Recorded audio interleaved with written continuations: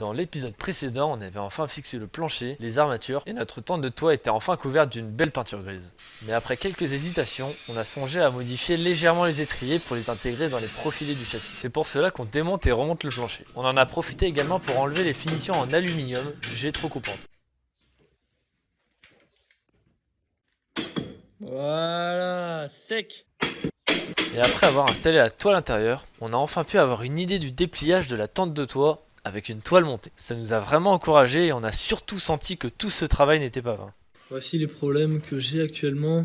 C'est qu'ici, ça fait un entonnoir en fait. S'il pleut, ça va stocker toute la pluie, c'est pas terrible. Donc ça, c'est un des problèmes à résoudre. Deuxième problème, c'est que même en tendant ici, là et là, la toile elle va rester un peu flottante ici. Alors de 1 ça va faire du bruit quand il y aura du vent et de 2 c'est que la toile quand il va pleuvoir ça va venir toucher la moustiquaire et ça va venir humidifier en fait la tente. Ce qui est un peu relou.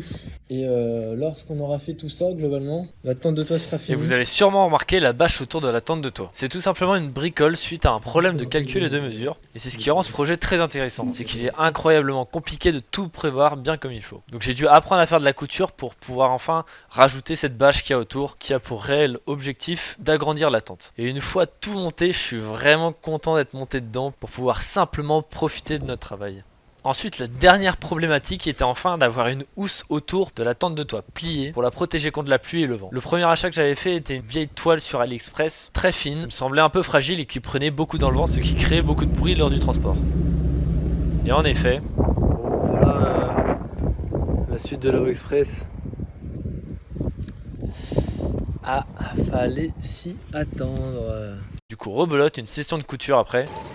On a une belle housse bien clean qu'on a faite nous-mêmes, qui m'a coûté environ 40 €, que j'ai ajusté aux bonnes dimensions de la tente de toit. Et voilà, on peut dire que la tente de toit est officiellement prête pour voyager, il reste plus qu'à profiter.